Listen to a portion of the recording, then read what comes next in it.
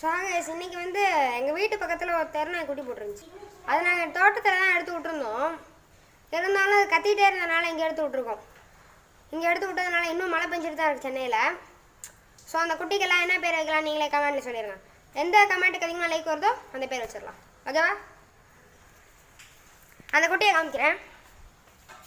4 குட்டி கைஸ்.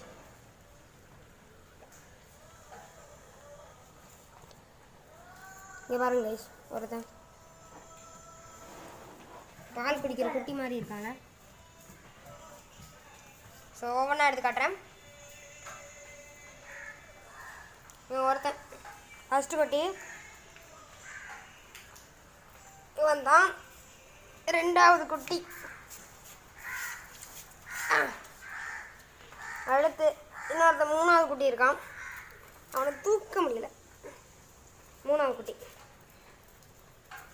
என் தங்கச்சிக்கு நாய்க்குட்டியா பிடிக்கும், அதனால வச்சு கொஞ்சிட்டே இருக்கா. இங்கே காமிக்கிறேன். 4வது குட்டி. ஓகேவா? என்ன பேர் வைக்காம மறக்காமல் கமெண்ட் சொல்லிட்டு போயிருங்க. ஆனால் அந்த அம்மா வெளியே தான் கைஸ் இருக்கு. அது அம்மாவை பாருங்க.